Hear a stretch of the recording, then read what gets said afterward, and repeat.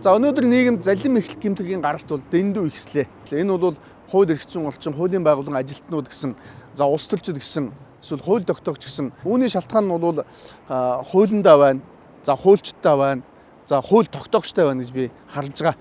Эрүүгийн эрх хянан шийдвэрлэх тухай хууль гэж үнэн дампуу хууль байна. Амьдрал мэдэхгүй, хууль мэдэхгүй нөхдүүд зүгээр Америкийн барууны хуулийг, Америкийн хуулийг одоо нэг л их хүний эрх яриад хуулаад аваад л үүнээс болоод алдаа завхар гарч байгаа байхгүй.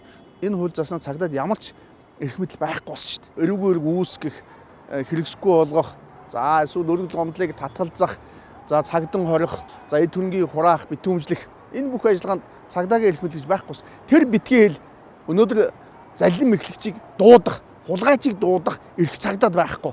Зарлан дуудах хуудсыг прокурор бичиж өгдөг болсон байхгүй. Бүх эрх мэдэл прокурор төвлөрсөн. Тийм учраас өнөөдөр эрх мэдэлгүй хүн ямар ажил хийх вэ?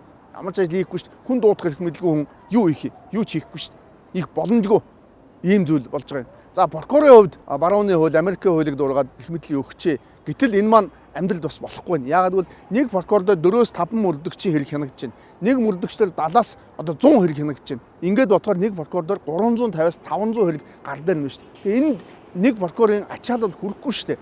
Зүгээр нэг хэргийн одоо юу гэдэг юм хохирогч нэг удаа гомдол хүсэл гаргая гэж бодъё. Нөгөө шалгаж байгаа сэжигтийн аллагдагч нэг хүсэлт гаргая гэж бодъё тийм ээ. Нэг гэрч санал хүсэл гаргая. Ингээ бодохоор 1500 хүсэлтийг гаргахад нэг прокурор үзэж чадах уу? Гэтэл нэг хэрэг дээр хичнээн хохирогч байж болох уу?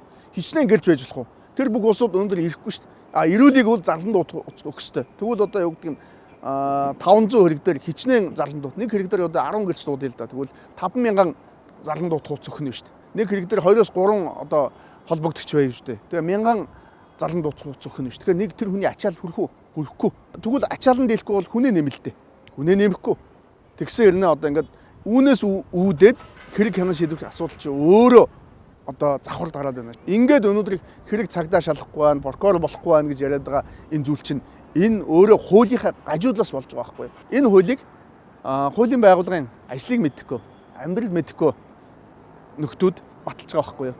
Үүнээс болоод ийм алдаа завхар гарч байгаа. За мэдээж зарим одоо мөрдөгч прокурор шүүгчийн одоо буруутай үйл ажиллагаа албандаа хайн хандж байгаа эсвэл санаатаа гаргаж байгаа одоо үйлдэлүүд байх үед байна. Эцэст энэ гэмтэргийн гаралт ихсээд байгаа хэрэг шалгах явц удаашраад байгаа хохирсон иргэд улам их хохироод байгаа асуудал чинь хуулийн гажуудал байхгүй. Тэгэхээр энэ хуулийнхаа л энэ гажуудлыг засах ёстой байхгүй юу. Өнөөдөр улсын их хурлд Нямбатар гишүүнээс өөр бол хуульч байхгүй шүү дээ. Хуульч гэдэг чинь өмгөөлөгч, прокурор, шүүгчийн албан тушаал ажиллаж байгаа усуудыг л хуульч гэдэг байхгүй. Энэ усууд чинь эрүүгийн иргэний захиргааны тэр хэрэг хянан шийдвэрлэх ажиллагаанд чинь оролцож зөв буруу болохгүй тэр бүх асуудлыг чинь одоо шийдвэрлэдэг байхгүй. Тийм учраас энд гарч байгаа энэ алдаа дутагдал, гажуудал энэ бүхний чинь мэддэг усууд энд байхгүй. Тэгээ өнөөдөр түмний төлөө хууль санаачлаа гэдэг сонгогдсон бол энэ хууль санаачлах ажлаа хийгээч л гэж улсын хурлын гишүүдэд хандаж хэлмээр байна шүү дээ.